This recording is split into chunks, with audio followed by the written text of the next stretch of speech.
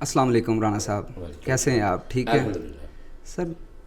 تعلیم حاصل کرنا ہر مسلمان اور مرد اور عورت پہ فرض ہے. کون سی تعلیم ہے جو فرض ہے؟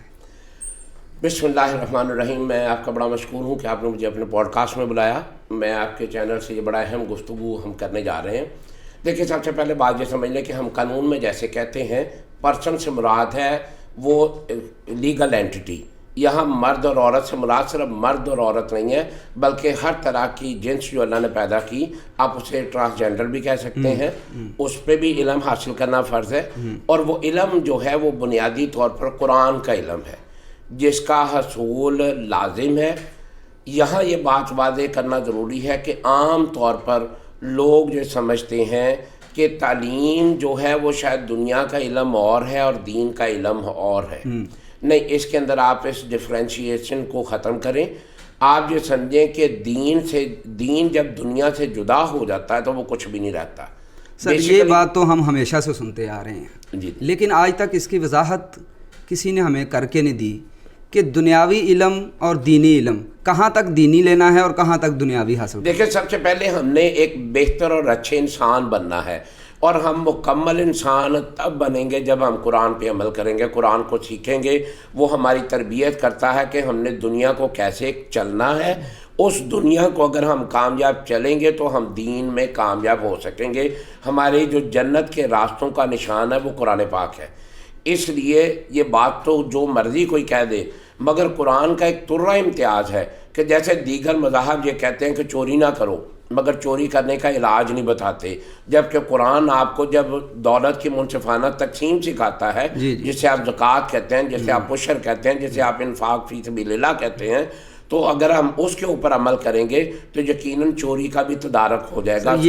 یہ تو معاشرت کی وہ اکائیاں ہیں جو ہم پڑھتے ہیں، اور جب ہم ایڈلٹ ہوتے ہیں تو ہمارے اوپر فرائض کی شکل میں ہمیں نظر آتی ہیں.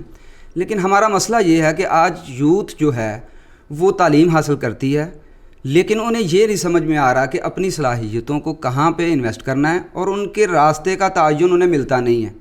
اس کے بارے میں بتائیں کہ وہ راستے کا تعین کیسے کریں. اصل میں مسئلہ یہ ہے کہ ہم چونکہ گمراہ ہو چکے. گمراہی بنیادی طور پر یہ ہے کہ ہم یہ سمجھتے ہیں کہ بچے کو ہم نے ناظرہ قرآن پاک پڑھا دیا، وہ اس نے کلاس 1 2 3 4 تک پڑھا، اس کے بعد وہ قرآن پاک جو ہے اب یہاں تو رمضان کی تراویح میں سنیں گے، یا ہم کبھی کبھار کسی کے مرنے کے چیلم پہ ادھر ادھر قرآن کو پڑھ کے تو ثواب حاصل کر لیں گے. جی بالکل ایسے ہی ہے. آج تک ہمیں بتایا گیا، ہمیں ناظرہ پڑھایا گیا، لیکن ہمیں یہ نہیں پتا کہ ہم اس میں کیا پڑھ رہے ہیں. ہاں، وہ وجہ یہ ہے کہ چونکہ ہم نے لوگوں کو، بچوں کو قرآن کی گرامر نہیں سکھائی. جی اگر ہم لوگوں کو، بچوں کو قرآن کی گرامر سکھا دیں، عربی گرامر سکھا دیں، تو پھر بچے کے گمراہ ہونے کا کوئی تصور نہیں رہتا. بچہ جب خود ہی نماز کو ادا کرے تو بنیادی طور پر ہم کیا کرتے ہیں، ہم اس کو ڈنڈا لے کے چڑھ جاتے ہیں کہ نماز پڑھو. اگر اس کو قرآن میں یہ سمجھ آ جائے کہ نماز پڑھنے کے معنی کیا ہیں، اس کے فوائد کیا ہیں، اس کے حقائق کیا ہیں، وہ اللہ کی محبت اور قربت کیسے بنتی ہے، تو میرا نہیں خیال کہ بچے کو ڈنڈا لے کے نماز پڑھانی پڑے گی. بچہ اپنے شوق کے ساتھ نماز پڑھے گا، بچہ اپنے شوق کے ساتھ دین پہ عمل کرے گا. اور یاد رکھ لیجئے، جو بچے دین پہ عمل کرتے ہیں وہ کبھی بھی نہ تو والدین کے نافرمان ہوتے ہیں، نہ بہن بھائیوں کے ساتھ لڑتے ہیں، نہ وراثت کے جھگڑے کرتے ہیں، نہ دنیا میں کوئی فساد باقی رہ جاتا ہے. چونکہ سورہ البقرہ میں اللہ تعالیٰ نے کہا کہ جب تم قرآن کے دین کو لاگو کر دو گے تو پھر فساد فی الارض ختم ہو جائے گا. لیکن سر آپ نے بات کی ہے کہ اس کو لاگو کر دیا جائے گا. اس کے لاگو کرنے کے ذمہ دار کون ہیں؟ کیونکہ ہمیں یہ لگتا ہے آج کا جو نوجوان اسی پرابلم کا شکار ہے. اس کی پرابلم ہی یہی ہے کہ بھائی کیا میں ذمہ دار ہوں لاگو کرنے کا، یا پھر مجھے لاگو شدہ ایک نظام ملے تو میں اپنی پرفارمنس دوں. ان دونوں چیزوں کو سمجھنے میں وہ آپ ان کو اس کے بارے میں ذرا اپنی رائے دیکھیں، سورہ جمعہ کے اندر اللہ تعالیٰ نے بڑا واضح فرما دیا کہ اگر گدھے کے اوپر ہم کتابوں کا بوجھ لاد دیں تو وہ گدھا جو ہے وہ اسکالر نہیں بنے گا. تو جب ہم لوگوں کو صرف رٹا رٹایا نظام دیں گے، جب ہم اسے گائیڈ دے دیں گے، جب ہم اسے شارٹ کوسچن یاد کرا کے پیپروں میں ڈگری دیتے جائیں گے، تو بیسیکلی بچہ جو ہے وہ گدھے کا گدھا ہی ہے.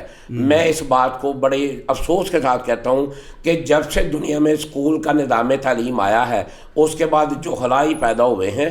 ہمارے ہاں اپنے جتنے اسکالر اگر ہم دیکھیں، سائنس میں دیکھیں، ٹیکنالوجی میں دیکھیں، طب میں دیکھیں، وہ تب کے سائنسدان ہیں جب اسکول کا نظام تعلیم نہیں تھا. تو ہمارے اس نظام نے ہمیں گدھے بنا دیا. ہم نے علم سیکھا نہیں، علم کو ہم نے رٹا لگایا ہے. اس وجہ سے جی بالکل آپ کی بات ٹھیک ہے کہ آج 1000 مارکس تو آ جاتے ہیں، لیکن جب انہی بچوں کا انٹرویو کیا جاتا ہے تو وہ ان کے ہاتھ پاؤں کانپ رہے ہوتے ہیں. ان کے پاس ان کے علم سے باہر نکلیں تو کوئی کویسچن کا جواب نہیں ہے. لیکن میرا سوال پھر میں دوبارہ آپ سے دہرا رہا ہوں کہ آج کا نوجوان جو ہے یہ آج اپنی پرابلم کیسے سالو کرے، اور مستقبل میں اپنے لیے کیا اس کی کامیابی کا ذریعہ کیا ہو سکتا ہے کہ دین دنیا وہ ساتھ لے، یا چھوڑ آیا ہے یا کچھ اس کے ساتھ ہے، اس کو ذرا. اصل میں ہم چونکہ آدھے تیتر اور آدھے بٹیر بنے ہوئے ہیں. ہمارے ہاں پرابلم یہ ہو رہا ہے کہ اصل علم جو ہے نا، اصل علم وہ ہے قرآن کا علم. اصل علم ہے قرآن کو پڑھنا، سمجھنا، اس کو لاگو کرنا اور دوسروں تک اس کو پہنچانا. اسی لیے اللہ تعالیٰ نے سورہ آل عمران کی آیت نمبر 104 میں کہا کہ تم میں ایک ایسی جماعت ہونی چاہیے جو دین کی تبلیغ کرے. اور اسی طرح کہا 110 نمبر آیت میں کہ آپ اخرجت للناس تامرون بالمعروف وتنہون عن المنکر کریں. تو ہمارے ہاں چونکہ یہ چیز جو ہے نا یہ لیپس کر گئی ہے. ہم نے وہ سارا کولیپس اس طرح کر دیا کہ ہمارا دین ہے وہ قرآن کا تقاضا کرتا ہے، ہمارا نظام تعلیم انگریزی کا تقاضا کرتا ہے، ہمارے والدین کا نظام پنجابی یا اردو ہمیں سکھاتا ہے. تو ہم کسی بھی زبان میں، کسی بھی گرامر میں کامیاب نہیں ہو سکے. اور ہمارا پرابلم کیا ہے؟ ہمارے ہاں تعلیم جو ہے وہ ایک نوکری یا پیسے کی کمائی کا ذریعہ سمجھا جاتا ہے، جو کہ سب سے بڑا فقدان ہے. علم تو جنت کے راستوں کا نشان ہے. اللہ تعالیٰ نے سورہ طٰہٰ کی آیت نمبر 132 میں کہا وَأْمُرْ أَخْلَاقَ بِالصَّلَاةِ وَاصْطَبِرْ عَلَيْهَا لَا نَسْأَلُكَ رِزْقًا نَحْنُ نَرْزُقُكَ وَالْعَاقِبَةُ لِلتَّقْوَىٰ. مگر ہم اس بات سے دور ہو گئے، اور ہم نے چونکہ تعلیم حاصل کی 24-25 سال تک ہم چاہتے ہیں کہ ہم ڈاکٹر بن جائیں، انجینئر بن جائیں، وکیل بن جائیں. اور جیسے ہی ہم وہ وکیل بن کے آتے ہیں، اب جوانی کی عمر بن گئی ہے، اب والدین چاہتے ہیں کہ جلدی سے کچھ کما کے لاؤ تو ہم تمہاری شادی کریں. تو ہمارے لیے پرابلم یہ ہے کہ ہم نے ڈگری میں زیادہ سے زیادہ نمبر لینے ہیں. اس کے لیے میں شارٹ کی استعمال کرتا ہوں، اس میں رٹالائزیشن کرتا ہوں. تو نبی کریم صلی اللہ علیہ وسلم نے فرمایا کہ قرب قیامت میں علم کم ہو جائے گا، معلومات بڑھ جائیں گی. آج ہم جسے گلوبل ولیج کی بات کرتے ہیں، آج جسے ہم گوگل میپ کہتے ہیں یا گوگل کی جو اپلیکیشن ہم دیکھتے ہیں، اس کے اندر آپ دیکھیں کہ لوگوں میں جہالت بڑھ گئی ہے، ان کے اندر معلومات تو آ گئی ہیں، علم کم ہو گیا ہے. اب تو لوگوں کو کوئی چیزیں یاد بھی نہیں رہتی. بلکہ یہاں تک آپ دیکھ لیں کہ اگر وہ انگلش میسیج ٹائپ کر رہے ہوتے ہیں تو وہ بھی ان کا اینڈرائڈ موبائل یا ایپل موبائل ان کو بتا رہا ہوتا ہے کہ اسپیلنگ کیا ہے یا کیا نہیں ہے. تو اس سے جہالت بڑھ